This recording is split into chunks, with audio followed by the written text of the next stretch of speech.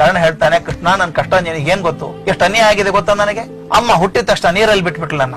ಎಲ್ಲೋ ಹೋಗಿ ಚಕ್ರವರ್ತಿ ಆಗ್ಬೇಕು ನಾನು, ಎಲ್ಲಕ್ಕಿಂತ ಮುಖ್ಯ ನಾನು. ಕೌರವರು ಪಾಂಡವರು ನಾನೇ ಸೀನಿಯರು, ನಾನೇ ಚಕ್ರವರ್ತಿ ಆಗ್ಬೇಕಾಗಿತ್ತು. ಅಂತದ್ ಎಲ್ಲೋ ಸಾರಥಿ ಮನೆಯಲ್ಲಿ ಬೆಳೆದ್ಬಿಟ್ಟೆ. ನಾನು ನೋಡು ಗುರುಗಳ ಕಡೆ ಹೋದೆ, ಗುರುಗಳು ಶಾಪ ಕೊಟ್ರು.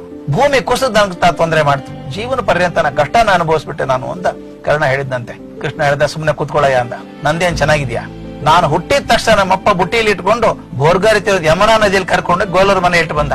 ನೀನ್ ಅಟ್ಲೀಸ್ಟ್ ಸಾರಥಿ ಮನೆಯಲ್ಲಿದ್ದೆ, ಬಿಲ್ಲು ಬಣ ನೋಡ್ತಾ ಇದ್ದೆ. ನಾನು ಬೆಳೆದಿದ್ದೆಲ್ಲ ಗೋಪಿಯರ ಮನೆಯಲ್ಲಿ ಬೆಳೆದಿದ್ದು. ಬರೀ ಚಿನಿ ದಾಂಡು ಆಡ್ಕೊಂಡು ಬೆಣ್ಣೆ ಹಾಲು ಓಡಾಡಿದ್ದು. ಶಾಲೆಗೆ ಹೋಗ್ಲಿಲ್ಲ ನಾನು. ನೀ ಕಲ್ತೆ ಪರಿಶ್ರಮ ಕಡೆ ಕಲ್ತೆ, ನಾನು ಕಲೀಲೇ ಇಲ್ಲ. ಆದ್ರೆ ಯಾಕೆ ನನಗೆ ಮನ್ನಣೆ ಇದೆ, ನಿನಗೆ ಯಾಕೆ ಖಳನಾಯಕ ಆದೆ ಅಂತ ಹೇಳ್ತಾನ ಅವನು. ನಿನ್ನ ಆಯ್ಕೆಗಳು. ನೀನು ಹುಡುಕಾಡಿ ದುರ್ಯೋಧನನ ಸ್ನೇಹ ಮಾಡ್ಕೊಂಡೆ, ನಾನು ಹುಡುಕಾಡಿ ಪಾಂಡವರನ್ನ ಜೊತೆಗೆ ಇಟ್ಕೊಂಡೆ. ಎಲ್ಲಿವರೆಗೂ ನಿಮ್ಮ ಕಂಪ್ಯಾನಿಯನ್ಸ್, ನಿಮ್ಮ ಸ್ನೇಹಿತರು ಒಳ್ಳೆಯವರಾಗಿರ್ತಾರೋ ನಿಮ್ಮ ಜೀವ ಚೆನ್ನಾಗಿರ್ತದೆ. ನಾನು ಹುಡುಕಾಡಿ ಕೆಟ್ಟವ್ರ ಸ್ನೇಹ ಮಾಡ್ಕೊಂಡ್ರೆ, ಕೆಟ್ಟವರು ಅಂತಲ್ಲ, ನಿಮ್ ಮನಸ್ಸಿಗೆ ಹೊಂದದವ್ರು.